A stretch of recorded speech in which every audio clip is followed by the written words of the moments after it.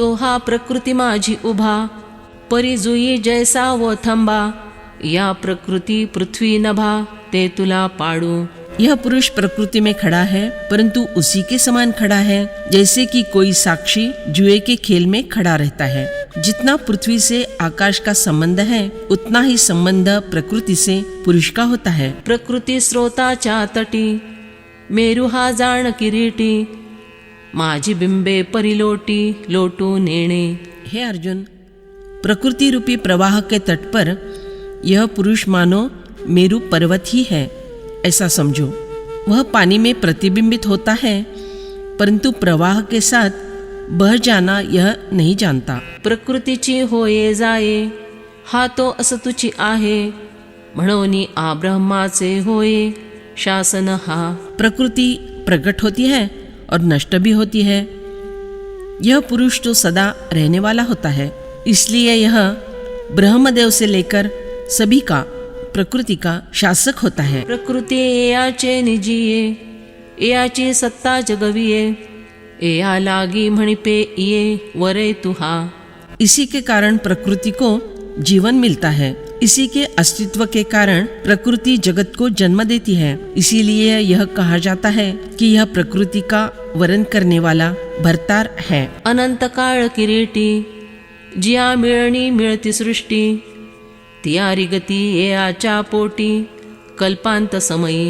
हे अर्जुन, प्रकृति पुरुष के अनंत काल तक चलने वाले रति प्रसंग में जो जो सृष्टियां उत्पन्न होते रहती है, वे सभी कल्पांत समय में इस पुरुष के उदर में विलीन हो जाती है। हा महद ब्रह्म गोसावी, हा ब्रह्म गोल लाघवी, हा अपारपणे मवी प्रपंचाते। यह पुरुष प्रकृति का स्वामी है, यह ब्रह्मांड को खेलाने वाला सूत्रधार है। यह अपने अनंतत्व से प्रपंच का नाप लेता है, प्रपंच का विस्तार निश्चित करता है, प्रपंच को व्याप्त करके भी शेष बचा रहता है। पै देहा माझारी, परमात्मा ऐसी परी, बोली जेते अवधारी या तेची।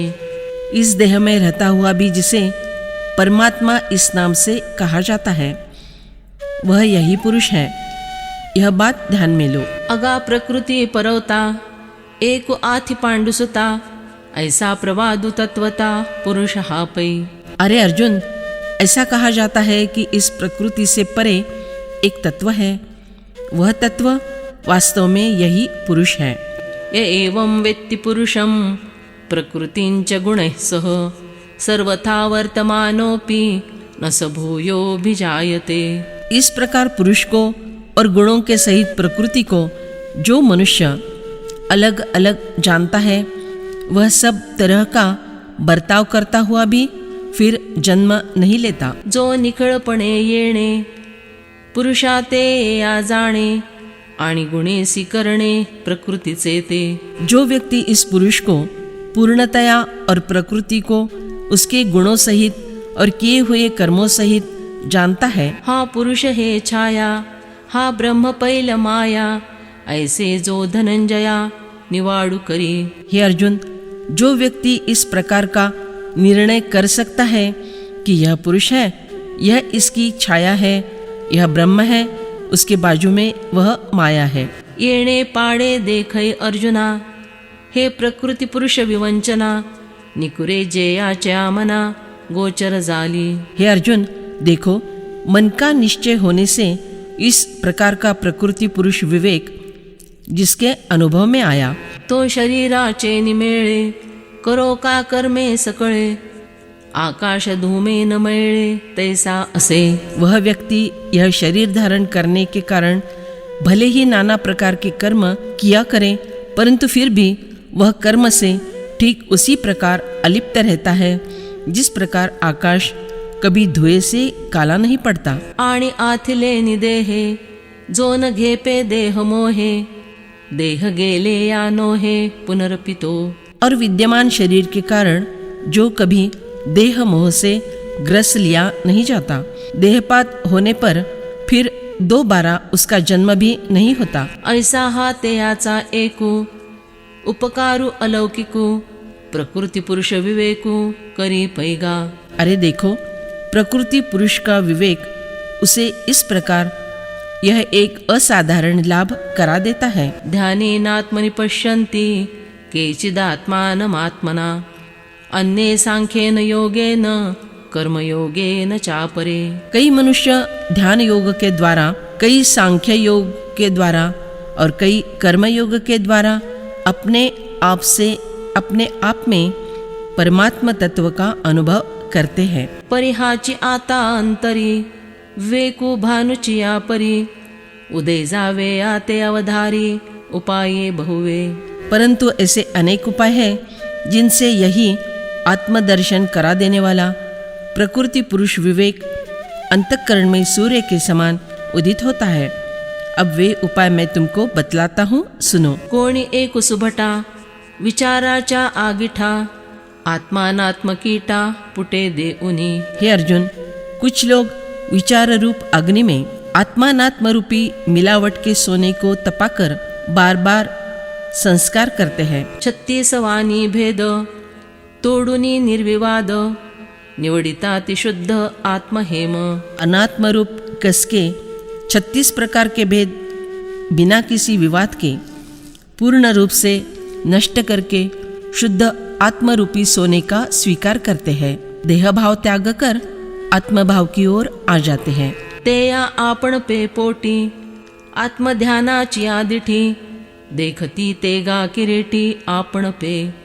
हे अर्जुन, वे लोग अपने अंतःकरण में आत्मध्यान की दृष्टि से आत्मरूप के दर्शन करते हैं। आणिकते पै दैव बगे देखती सांख्य योगे एकते अंग लगे कर्माचेनी।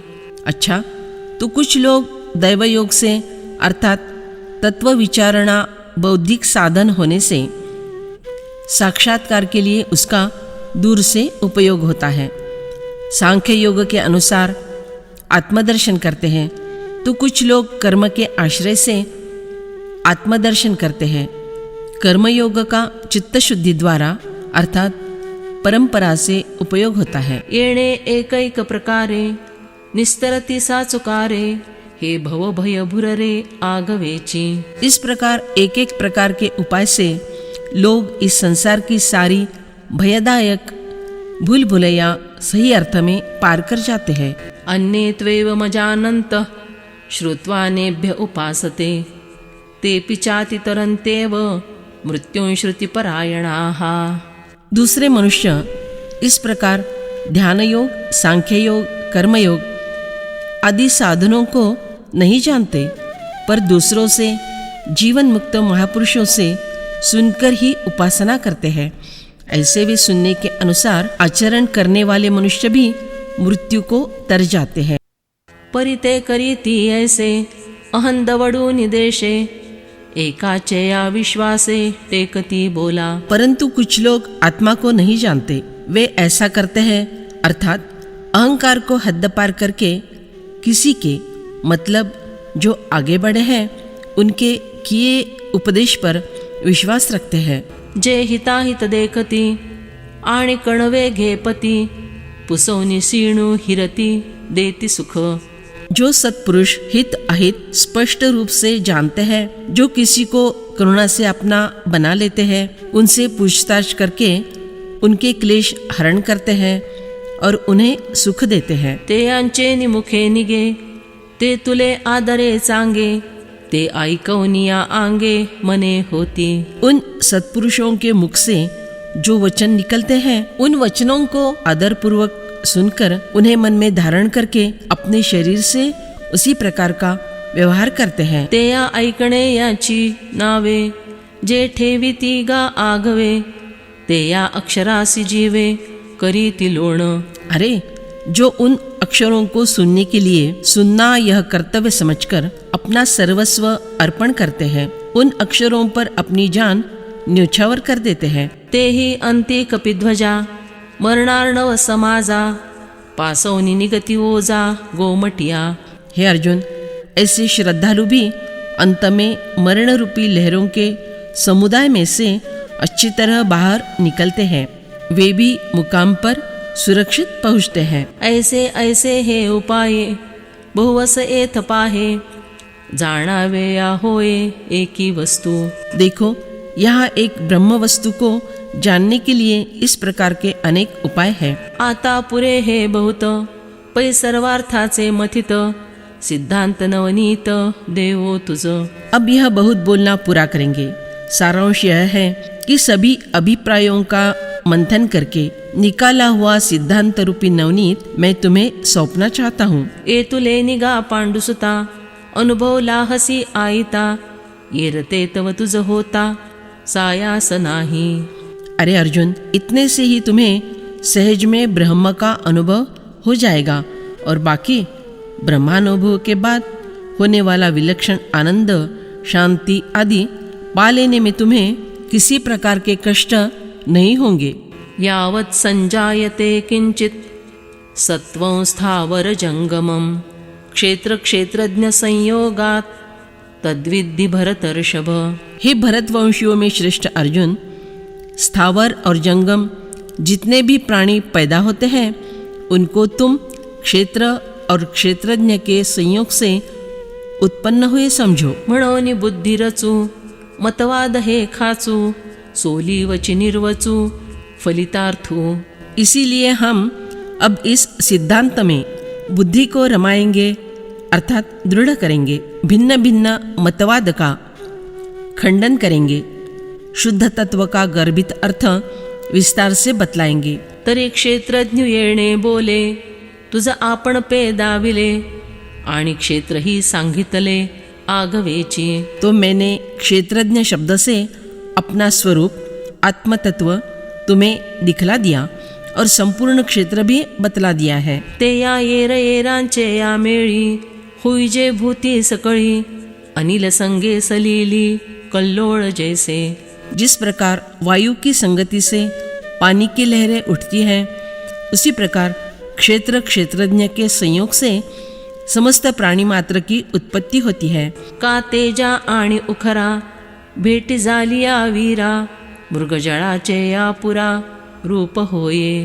अथवा हे अर्जुन, सूर्य किरण अर्थात कड़ी धूप और बंजर जमीन, इनका संयोग होते ही मृगजल की बाढ़ प्रकट होती है। नाना धारा धरधारी झळंबली वसुंधरी ते उठी जेवी अंकुरी नाना विधि।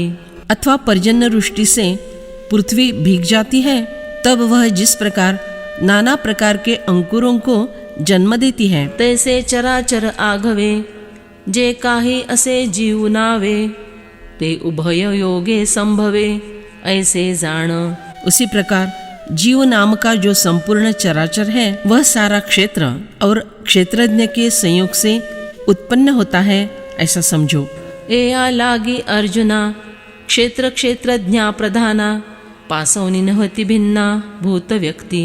इसीलिए हे अर्जुन, आकार प्राप्त किए हुए सभी पदार्थ ये प्रमुख क्षेत्र क्षेत्रज्ञ इनसे भिन्न नहीं है। समो सर्वेषु भूतेषु तिष्ठन्तं परमेश्वरं विनश्यत्स्व विनश्यन्तै यह पश्यति स पश्यति।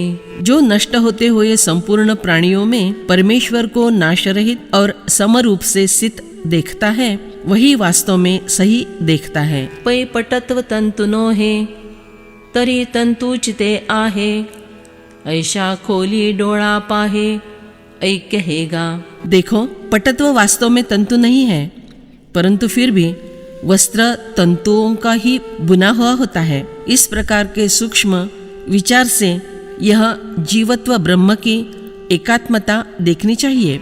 भूते आघवीची होती एकाची एके आहाती पै भूत प्रतीति वेगळी असे। ये सारे भूत एक ही ब्रह्म वस्तु से उत्पन्न होते हैं। आत्मरूप से वे सभी एक ही है, परंतु देखने वाले को वे भूत भिन्न भिन्न हैं ऐसा अनुभव होता है। ते यांची नावे आनाने अनारिसी ही वर्तने वेखही सिनाने आघवेया। उनके नाम अलग अलग, आचरण निरनिराला, सभी के भेष रूप भिन्न भिन्न होते हैं। ऐसे देखो नि किरीटी भेदुहान सुसिपोटी तरी जन्माची ये आटी पड़सी जाण।